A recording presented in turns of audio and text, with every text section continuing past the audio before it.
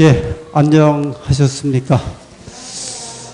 오늘 새벽에 저희 교회 청년들이 수련회로 이 속초로 떠났습니다.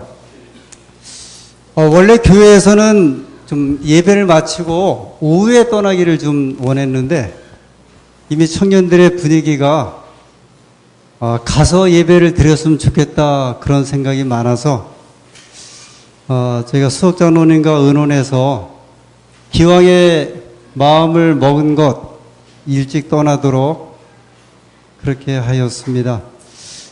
저희 청년이 워낙 착한 청년들이라 그동안 제가 여러 개월 함께 지내면서 한 번도 속을 썩인 적이 없었는데 되게 한 10가지 정도는 저희가 부탁을 하면 들어줬거든요. 한 가지 이렇게 요청을 하는데 어른들이 되어가지고 사실 이렇게 자리가 비면 찬양대 여러 가지 좀 어려움이 있지만 그래도 1년에 한 번 자기들끼리 한번 모여서 예배도 드리고 싶어하고 또 모임을 갖고 싶어하는데 아주 선하게 허락을 해서 이제 가게 되었습니다. 10명이 갔는데요. 그래도 청년들이 10명 가까이 남아있네요. 방학을 맞이해서 학생들도 기숙사로 돌아가고 또 자리가 많이 비었지만 그러나 또 다른 학생들 또 청년들이 함께 하셔서 이 예배를 진행하게 되었습니다. 휴가를 잘 다녀왔습니다. 근데 의외로 그렇게 보고 싶어 했다는 분들이 많으셔서 감사를 드립니다. 젊은 분들은 아니고요. 연세 드신 분들이 아주 그리웠다 그러셔서 예, 그러게 말이요. 집사님. 제가 하나 느낀 게 교인 없는 목사는 안고 없는 찐빵이다. 이렇게 이제 생각을 하게 되었습니다. 근데 제가 보통 휴가를 떠나면 되게 교회를 제가 이렇게 완전히 내려놓습니다. 거의 안 가져가거든요. 완전히 이제 휴가다운 휴가를 계속 보냈는데 이번에는 좀 그렇지를 못했어요. 제가 이번에 휴가 가기를 상당히 기다렸거든요. 왜냐하면 그동안 열심히 일을 많이 했기 때문에 저도 휴가를 많이 기다렸는데 교황님이 오시는 바람에 제가 그 생각의 끝을 계속 가지고 있다가 휴가 10일 동안 굉장히 많이 이 주제를 좀 생각을 하게 되었어요. 특별히 요한계시록 13장을 중심으로 제가 좀 생각을 내려놓고 돌아와서 생각하자 생각을 했지만 이 재림교인과 요한계시록 13장 그 다음에 마지막 때에 대한 일들은 우리가 쉽게 그렇게 생각할 수 없는 주제이기 때문에 제가 내려놓아야 함이 마땅함에도 불구하고 이 주제를 좀 생각을 많이 하게 되었습니다. 오늘 두 번째 시간입니다. 그런데 제가 이제 9월 아마 마지막 주까지 이 재림의 징조와 관련되어서 드리는 말씀들이 계속될 터인데 아마 이번 안식일, 그 다음에 다음 안식일, 그 다음 안식일까지도 이 요한계시록 13장을 중심으로 재림의 징조를 말씀을 드리고 그 다음에 9월 마지막 주에 이 재림의 징조에 대한 이 총 결산을 좀 가지려고 합니다. 질문을 하나 드리겠습니다. 성경에 미국에 대해서 예언한 그 성경이 제가 알고 있는 것으로는 3곳이 있습니다. 구약과 신약에요. 이 미국이란 나라에 대해서 제가 이제 그 전전주에는 이 가톨릭 또는 천주교에 대해서 예언된 부분 요한계시록 13장 1절부터 말씀을 드렸는데 가톨릭에 대한 내용은 성경에 굉장히 많이 나와요. 근데 미국에 대해서도 다니엘서와 요한계시록에 3번 언급이 되는데 혹시 그 중에 하나라도 좀 맞춰주시면 참 좋겠는데 아마 분명히 아실 것 같고 다니엘서에도 있고 요한계시록에도 있는데요. 혹시 어떤 말씀이신지 어디에 있습니까? 어디요? 다니엘서 7장 11절과 12절 한번 읽어보세요. 어느 말씀이죠? 저는 또 처음인데, 예, 있다고 그러셨고, 그 다음에요. 먼저 다니엘서의 이 미국에 대한 예언이 어디십니까? 아까 계시록도 나오셨는데 계시록 한번 뒤에 좀 보고. 일단 오늘 우리가 그 성경절을 연구할 주제는 아니지만 다니엘서 11장 41절에 그 영화로운 땅에 대한 이야기가 나오는데요. 다니엘서 11장 41절이요. 일단 뭐 거기다가 동그라미를 한번 쳐주시고 11장 41절을 한번 읽어보시겠습니까? 그가 또 영화로운 땅에, 그 영화로운 땅에다가 미국이라고 좀 써주세요. 일단 언제 한번 저희가 뭐 다룰지 모르지만, 예, 영화로운 땅, 저희가 이해하는 성경에 예언된 미국입니다.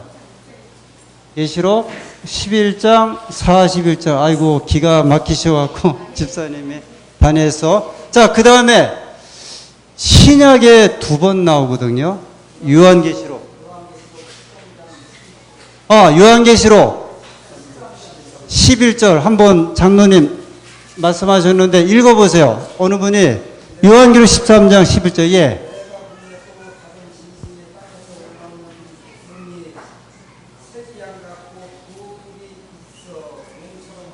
네. 13장 10절. 제가 이 성경절을 외웠어요. 그래도 신기해 안 하시네. 제가 아주 휴가 기간 내내요. 요한계시록 13장 11절부터 15절까지를 외우느라고 아주 애를 썼어요. 일단 자신있게 외우는 성경절이 13장 11절인데, 내가 봄에 또 다른 짐승이 어디서 올라오니? 땅에서 올라오니? 어린 양같이, 제가 그냥 어린 양으로 할게요. 이제 예전 성경에는 새끼 양같이, 그 다음에 지금 또 개정 번역에는 어린 양같이 2뿔이 있고, 그 다음에 용처럼 말하더라. 자, 그러면 13장 11절에 혹시 다른 곳에 또 한 것도, 오늘 저희가 이제 오늘 중점적으로 볼 내용은 13장 11절인데, 자, 혹시 다른 곳에 또 미국에 대해서 말씀한 내용이 있습니까? 예? 어디요? 뭐라 그러셨다고? 땅에 토했다. 그게 바로 13장 12절 앞장에 12장 16절. 12장 계시록 12장 16절. 한번 좀 읽어주시겠어요?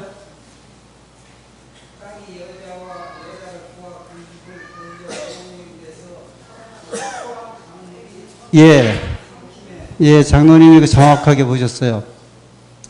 12장 16절에 땅, 거기다가 미국이라고 좀 써주세요.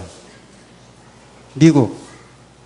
일단 왜 그런지는 뭐 나중에 일단은 하시더라도, 우리 공부하는 학생이 제일 방법 중에 하나가 정답을 적어 놓는 거예요. 그죠? 정답 거기다가, 그 다음에 미국. 13장 11절에 내가 봄에 또 다른 짐승이 땅에서 올라오니 할 때, 이 땅에서 올라오는 짐승을 미국. 일단은 거기다 미국이라고 좀 적어주세요. 13장 11절에 미국. 13장 1절에는 바다에서 짐승이 올라오죠. 이 짐승을 어디라고 말씀드렸어요? 가톨릭. 거기다 가톨릭이라고 좀 적어주세요. 또는 뭐 천주교라 적으셔도 좋고, 또는 교황권 그렇게 적으셔도 좋습니다. 자, 그러면 다시 또 질문을 드리겠습니다. 13장 11절에 땅에서 올라오는 이 짐승이 왜 미국입니까? 왜 미국이에요? 예. 예. 그게 12장 16절의 이야기예요. 지금 장로님 말씀하신 내용이. 자, 오늘 이 내용은 대단히 중요한 내용이고요. 제가 이제 그 청년 때에 이 다니엘서와 요한계시록을 이렇게 공부를 할 때 가장 감동받았고 그 다음에 인상적인 성경절이 요한계시록 13장 11절이었어요. 11절에 대해 예언했는데 그것이 뭐냐면 미국에 대한 예언이에요. 저는 다른 데 대한 예언은 이제 이렇게 성취된 것을 예를 들어 다니엘서 2장에 신상에 보면 금머리 그러면 바벨론, 은가슴 그러면 메데페르시아, 노베 그러면 헬라, 그 다음에 이 다리와 그 다음에 발을 철로 묘사된 나라를 로마 그럴 때 이미 이제 그 나라들은 과거에 있었다가 성취되었기 때문에 그렇다, 있었다가 사라졌다. 그렇게 생각을 했는데 13장 11절에 나오는 이 땅에서 올라오는 짐승이 미국이라는 데 대해서는 저는 정말 흥분했어요. 왜냐하면 미국은 지금 현재 있는 나라에 아니에요. 있는 나라예요. 과거에 있는 나라를 성취하는 거는 이미 지나간 것이라 우리가 이해를 할 수 있고 그렇다 할 수 있는데 현재 있는 나라를 가지고 예언할 때 그 다음에 13장 11절에 나오는 이 짐승에 대해서 미국이라고 적용하는 그런 해석은 많지 않아요. 또 단적으로 말씀드리면 안식일 교회 외에는 거의 13장 11절에 나오는 이 짐승을 미국으로 해석을 하지는 못해요. 13장 1절에 나오는 바다에서 올라오는 짐승을 가톨릭으로 해석하는 건 굉장히 많아요. 그래서 이 종교개혁자들이 제가 전에 말씀드린 것 종교개혁자들이 종교개혁을 할 때 다니엘서 7장과 요한계시록 13장 1절에 나오는 이 짐승을 가지고 그들이 이제 종교개혁을 하기 위해서 나왔던 것인데 가장 중요한 것은 뭐냐면 13장 1절에 나오는 이 짐승이 이 가톨릭 교회인 것에 대해서는 이미 이해를 다 했어요. 제가 시간이 자꾸 좀 지나서 그러는데 13장 다시 한번 잠깐 1절 한번 볼게요. 13장. 자, 다시 한번 말씀드립니다. 13장 1절부터 나오는 짐승이 어디라고요? 가톨릭 교회예요. 이거 그냥 바로 정답처럼 나오셔야 돼요. 13장 1절에 나오는 11절에 나오는 짐승을 표현하는 이 나라 어느 나라라고요? 미국 이렇게 바로 나와야 돼요. 쭈뼛거릴 이유가 없어요. 저는 종종 성경을 가르칠 때 궁금해하는 분들이 일단 먼저 믿고서 시작하라 이야기를 해요.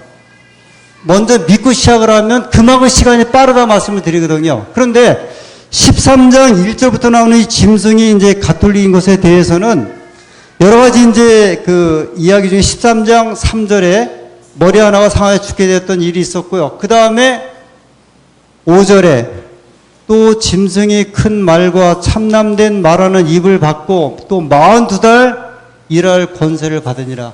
42달은 3년 반이고 날짜로 치면 1260일이고 이것을 이 다니엘서와 요한계시록에는 예언을 해석할 때 일일을 1년으로 계산을 해요. 이거는 성서 예언을 해석하는 날짜 계산법이에요. 그래서 1260년이거든요. 그래서 이제 가톨릭 교회가 그들이 1260년 동안 하나님을 대적하는 일을 하고 하는 것을 이미 다 드러났어요. 이미 서기 538년부터 1798년까지 중세 암흑기도에 다 벌어졌어요. 그런데 13장 11절에 짐승이 한 마리가 또 올라와요. 13장 1절에 가톨릭은 바다에서 올라와요. 바다는 성경 예언에 많은 백성과 무리와 열국을 상징을 합니다. 이것은 요한계시록 17장 15절에 이미 말씀하셨어. 그런데 13장 11절에 두 번째 짐승이 하나 올라오는데 어디서 올라와요? 땅에서 올라와요. 자, 성경의 그 다니엘서 예언에 바벨론, 그 다음에 메데 페르시아, 표범, 그 다음에 무서운 짐승이 올라올 때 보면 7장에 보면 다 어디서 올라오냐면 바다에서 올라와요.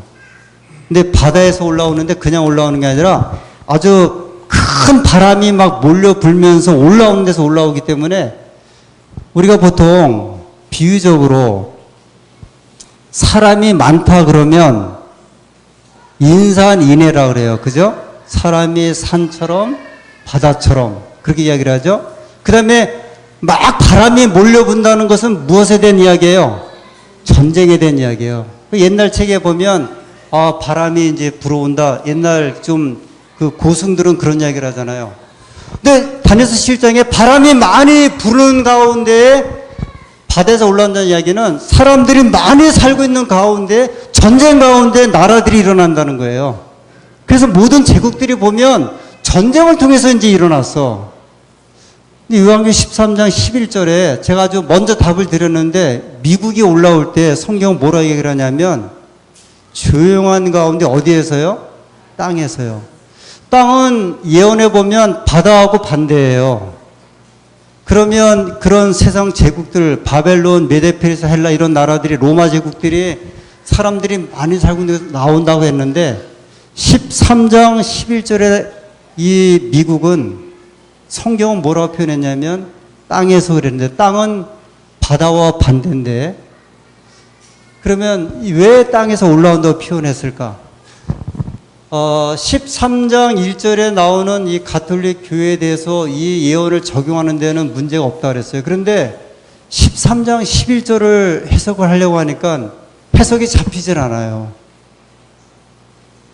13장 1절에 나오는 이 짐승은 다니엘서와 연결해 보면은 다니엘서에 등장했던 짐승의 상징이 그대로 등장하는데 13장 11절에 미국은 한 번도 등장하지 않은 짐승이에요. 그 다음에 또 한 가지 13장 1절에 나오는 짐승이나 다니엘서 7장에 나오는 바벨론, 메데페르시아, 로마, 헬라가 등장할 때는 짐승들의 특징이 뭐냐면 무서운 짐승들이에요. 사자, 곰, 표범, 무서운 짐승. 그런데 여기 13장 11절에 나오는 이 미국에 대한 예언은 무슨 짐승이에요? 어린 양 또는 새끼 양이에요. 그 예언을 연결해 볼 때도 전혀 맞지가 않는 짐승이 갑자기 등장을 했고 아무도 해석을 못 해갖고 감리교회 창시자 그 찰스 웨슬레가 뭐라고 그랬냐면요. 이 짐승은 그분이 1700년대 사람이에요. 이 짐승은 아직까지 한 번도 등장하지 않은 짐승인데 첫 번째 짐승과 연관이 있다. 그것은 뭐냐면 첫 번째 짐승이 한 번 죽게 된 상처를 입고 난 다음에 두 번째 짐승은 등장하게 될 것이다 그랬어요. 그 미국은 아니면 여기 나온 두 번째 짐승은요. 첫 번째 짐승이 한 번은 무슨 일이 있어야 돼요? 상처를 머리에 입는 일이 있고 난 다음에 등장을 해야 돼요. 그런데 가톨릭 교회가 1798년에 한 번 상처를 입었잖아요. 그래서 한 번 꺾였죠. 그러고 난 다음에 어디가 등장을 하냐면 두 번째 짐승이 등장을 해야 되는데 이 두 번째 짐승이 등장하는 데는 바다도 아니고 땅이에요. 땅이라고 하는 말은 어떤 의미냐면 사람이 살지 않는 희소한 지역을 이제 성 예언에 말을 해요. 그럼 미국이 등장할 때 두 번째 짐승이 등장할 때 첫 번째 짐승은 예를 들어 수많은 백성과 나라들 가운데였는데 유럽 이미 나라가 다 찼어요. 아프리카 다 이미 흑인들이 살았어요. 아시아, 중국, 한국 포함해 다 살았어요. 남미 다 이미 그 원주민들이 살았어요. 근데 어디만 남았어요? 미국이에요. 시기적으로나 예언적으로 두 번째 짐승을 미국으로밖에 이야기할 나라가 없어요. 근데 왜 그러냐면 미국이 1776년 7월 4일 독립을 할 때 미국에는 원주민이 살고 있었는데 인디언이 있었죠. 인디언들이 100만 미만의 인디언밖에 없었어요. 여러분 미국과 그 북미 쪽, 그 카나다 이쪽이 얼마나 큰 땅이에요. 남한의 100배가 미국이에요. 카나다까지 포함하면 그 땅덩어리의 크기가 한국 땅덩어리 약 300배가 돼요. 근데 그런 나라에 인구가 얼마밖에 안 살았냐면 100만밖에 없었어요.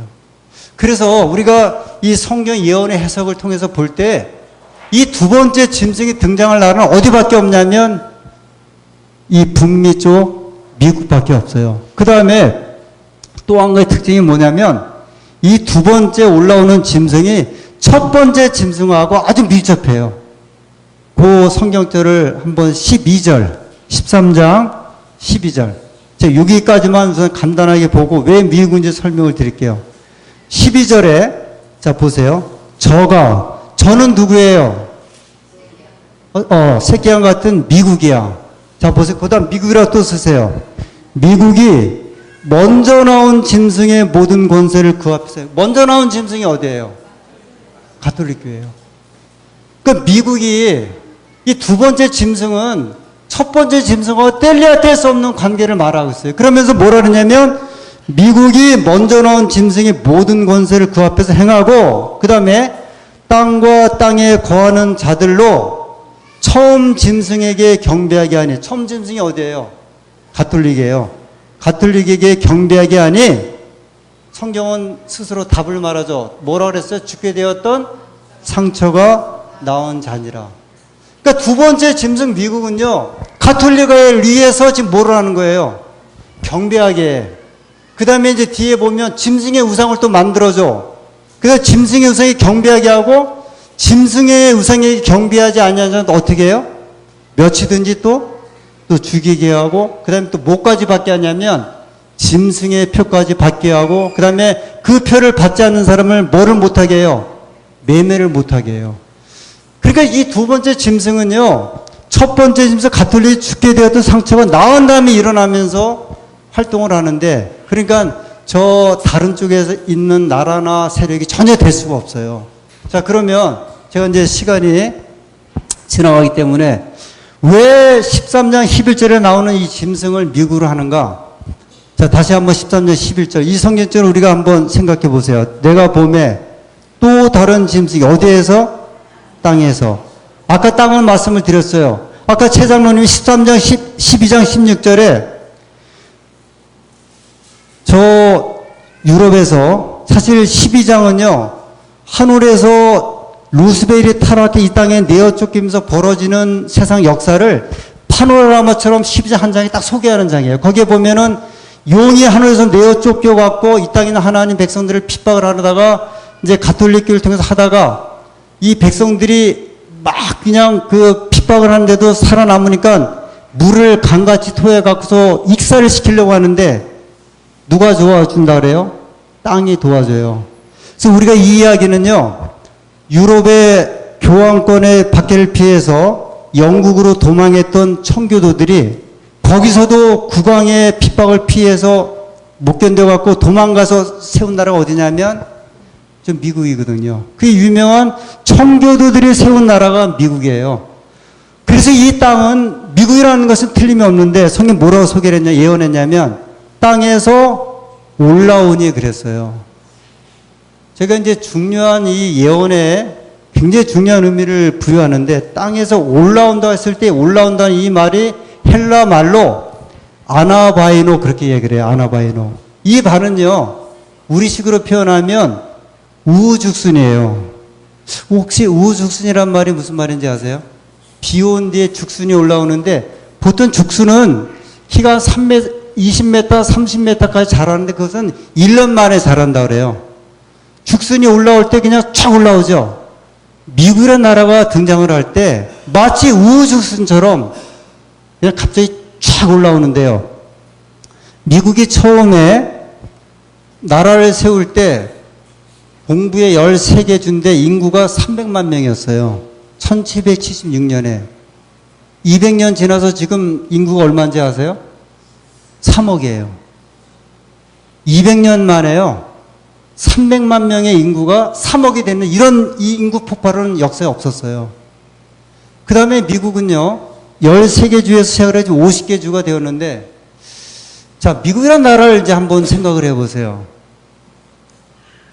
이 세계 지금의 가장 예를 들어서 그 패권 국가, 1위 국가가 어디예요? 미국이에요. 미국이에요. 소련도 견디다가 결국 망해갖고 무너졌고요. 미국은, 예를 들어서, 제가 할 얘기가 너무 많아서 지금 급해. 이러면 안 되는데. 영어를 몰라갖고서는 무역을 할 수 있어요, 없어요?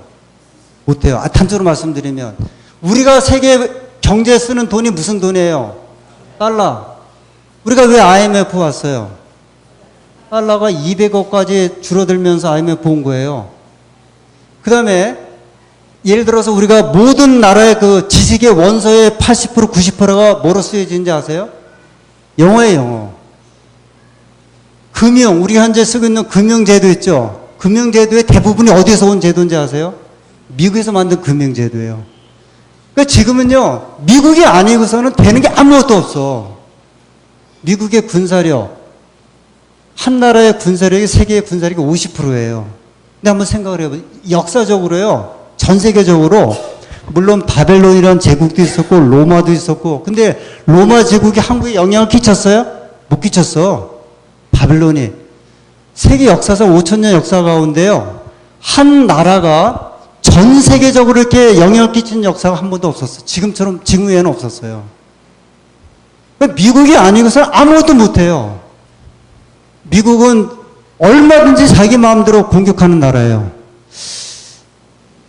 이 한 나라가 이렇게까지 전 세계를 과연 이렇게 주도할 수 있는 때가 있었을까? 그 다음에 미국 사람들이 얼마나 부유하게 사냐면 광물질의 40%를 미국 사람이 쓴대요. 전 세계. 이 광물질이라는 것은 철 같은 거 이런 금속 제품들인데 우리가 사람답게 문명적인 생활을 하느냐를 평가를 할 때 뭐 갖고 하냐면 우리가 쓰는 물건들 가지고 이야기를 해요. 자동차, 뭐로 만들어요? 철, 냉장고, 그 다음에 에어컨, 그 다음에 뭐 모든 전자제품들이 다 뭐예요? 다 철과 광물질들이에요. 한 나라가요, 세계 인구가 70억이야. 미국은 3억인데 세계 사람들이 쓰는 광물질의 40%를 다 그 사람들이 써요. 미국은요, 뭐를 지금 자기들이 사는 삶의 패턴을 못 바꿔요. 가장 부유한 나라가 미국이고요. 미국을 그렇게 많이 욕을 해도 우리나라 예를 들어 이제 진보에서 욕을 해도 자기 애들은 어디 가서 공부를 시키는지 아세요? 미국 가서 공부를 시켜요. 그렇게 반미를 해도 미국을 보내는 거야. 이게 우연이라고 하지만은 그런데 미국이 한순간에 200년 만에 올라오면 세계를 다 지배를 했고요. 가장 똑똑한 사람들을 미국은 다 흡수를 해요. 예를 들어 한국 사람이 미국에 가서 박사를 받아갖고 오면 보통 3명 가운데 2-3명은 그냥 2명은 그냥 다 미국에 남아요. 미국은 세계의 지식층들을 다 끌어들여요. 어떻게 이것이 가능할까?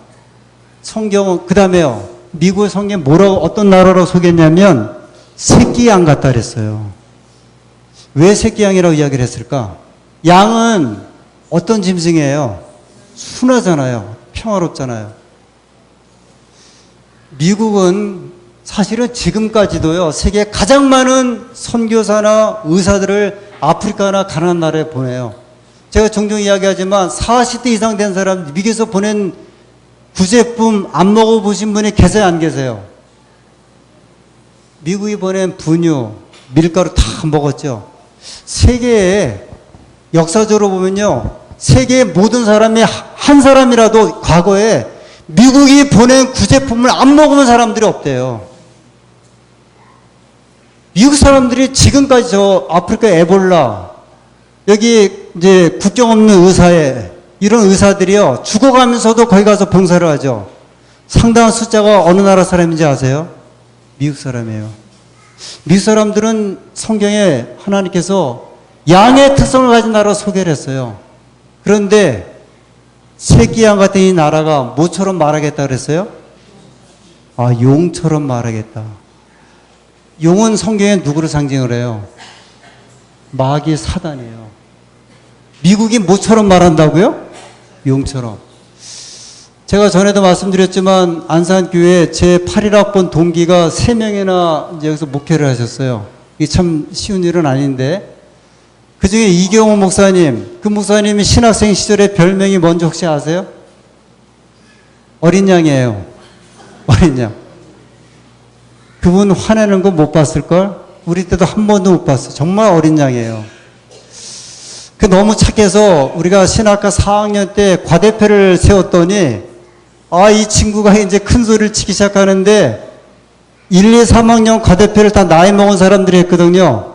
이제 4학년 때 그래 한번 그러면 이제 현역 한번 시킨다 해서 어린 양을 시켰는데 이 어린 양이 우리 나이 먹은 사람 얼마나 구박하는지 저희가 뭐라 그랬냐면 어린 용이라고 그랬어요. 용. 저놈이 요한계시록 13장 11절에 새끼양 갔더니 용처럼 말한다고. 미국이요 새끼양 같은 나라였는데 성경 뭐라고 소개를 했냐면 용처럼. 제가 아까 말씀드렸지만 지금 미국 아니고서는 아무것도 못해요. 저 스위스가 돈을 몰래 세계 사람들을 이렇게 돈을 모아놓다가도 미국이 그거 다 공개하라 그러니까요. 다 공개하죠. 지금 미국을 반대하는 나라 아무것도 못해요. 경제, 군사, 문화. 이 세상에 있는 모든 문화는 다 어디서 시작돼요? 미국에서 시작돼요. 달러 문제, 영어 문제, 모든 게 다. 그러니까 미국이 제도 하나 만들면, 주도해서 만들면 그 제도를 벗어날 나라가 없어요. 근데 성경 뭐라 그랬어요? 용처럼 말하는데 뭐라고 예언했냐면 첫째 짐승을 위해서 어떻게 하겠다? 첫째 짐승을 위해서 경배하게 하고 첫째 짐승을 위해서 짐승의 우상을 세우고 첫째 짐승을 위해서 매매를 금지하고 그 가톨릭 교회를 해서 미국이 뭐 하겠다는 거예요? 앞장서서 군사력도 동원하고 모든 경제를 동원해서 어떻게 하겠다는 거예요? 다 일을 하겠다는 거예요. 재밌는 것은 이제 오늘 일단 제가 이 이야기들 앞으로 계속해야 되는데 미국은 원래 가톨릭을 싫어서 도망쳐서 세운 나라가 미국이에요.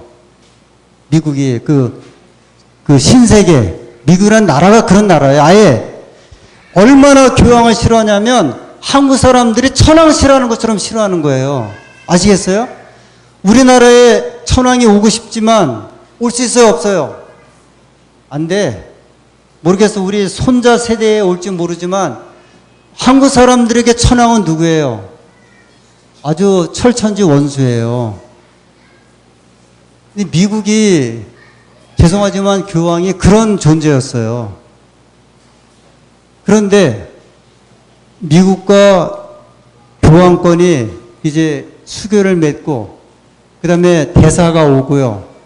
그 다음에 세계 약 230개 나라에서 가장 교황을 위해서 헌신하고 많은 자금을 보내주는 나라가 어디냐면 미국이에요.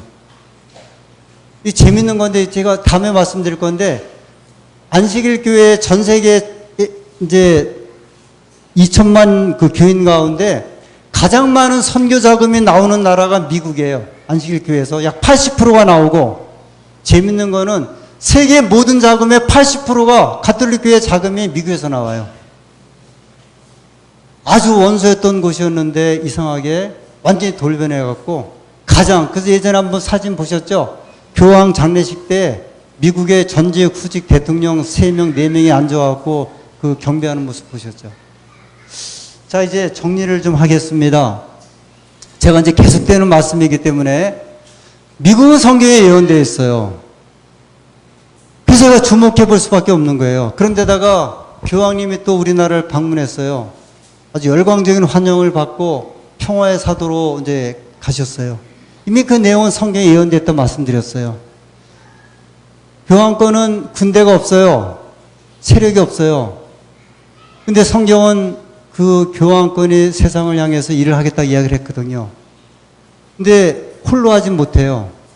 하나님께서 그 세력을 어디라고 말씀하셨냐면 미국이라고 말씀하셨어요. 한번 이 성경절을 다시 한번 읽고 이제 오늘 시간을 좀 정리를 하겠습니다. 13절에 큰 이적을 행하되 심지어 사람들 앞에서 불이 하늘로부터 땅에 내려오게 하고 저희는 이 미국이 하는 이 이적을 강신술로 이해를 합니다. 강신술이요. 귀신을 만나게 하는 사건이에요. 영혼 불멸에 대한 상징적인 사건이에요. 14절에 짐승 앞에서 이 짐승은 어디예요? 가톨릭이에요.